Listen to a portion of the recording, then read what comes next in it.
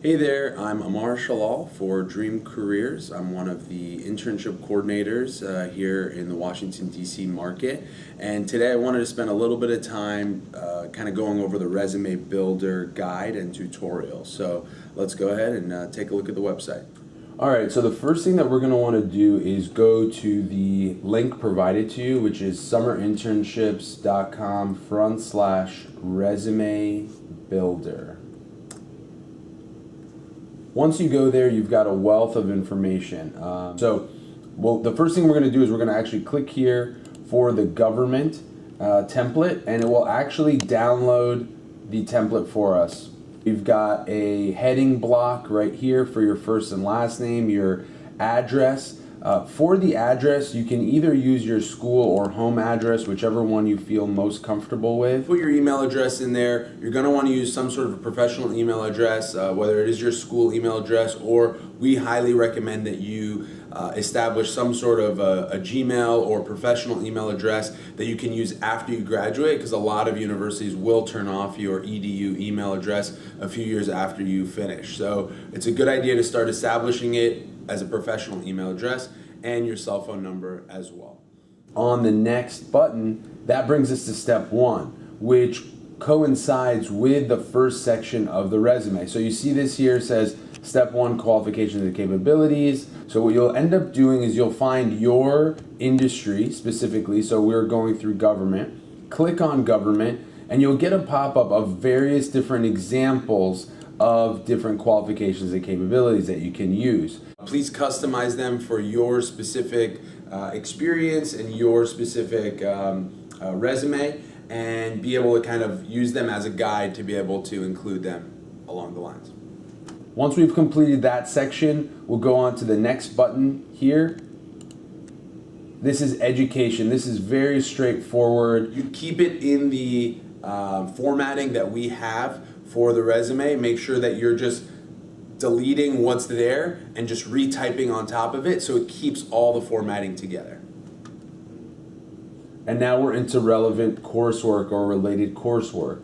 So ultimately here, anything that is in your major, a major course, that helps, as well as anything with maybe a specialization. If you've taken a class that is for graphic design or anything along those lines. We actually have course examples here that are good ones and good examples, as well as action verbs. For the related coursework, one thing that's really important is utilizing your course catalog. There's a wealth of information in there. It's a great summary of what you've done in your classes, and it's a really good way for you to be able to take what you've learned in your classes and apply them to your resume. The next section we're going to move on to is work experience. One thing that gets a lot of students is that they feel like they don't have enough relevant work experience. It's all right if you have just had a babysitting job or worked at the pool or done those types of things. That is still good enough to put into your resume, especially if this is your first internship. As you build more and more relevant work experience, and as you get this internship added to your resume, those other summer jobs will start moving down to the bottom and eventually will be moved off the list. Click next once again. And this is going to focus a little bit more on leadership and community activities. So here is where you're going to talk about the clubs that you're participating in, any Greek life that you're involved in. Use your judgment in terms of what is relevant and what is irrelevant. What we would like you to do is always put more information, and then your internship coordinator will be able to cut it down. And finally, awards and achievements. You can decide to include this or not in case you have a number of achievements or scholarships that you have received. Once you're done with the resume, you want to make sure that it's at least 1 page long. We do want you to try and fill every single bullet point from left to right as much as possible. Add as much information. It's better to have more information in the resume than less information. So if you want to send us a resume that's 1.5 pages long, that's all right. Your internship coordinator will work with you to take out some of the things that might be a little bit irrelevant to get it down to 1 page. Save it as your first name, last name resume.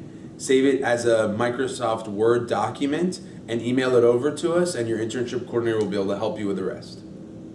that is the resume builder tutorial. I know a lot of students will come to us and say, I've already got a resume, I've already worked with my Career Center, and ultimately this resume builder guide, as I think you can see, is really robust. It was professionally developed, and since I've been working with Dream Careers for the last 10 years, I've seen it work time and time again to help students get that internship, get that full-time job, so we highly recommend it. Thanks for your time, and good luck with your internship process.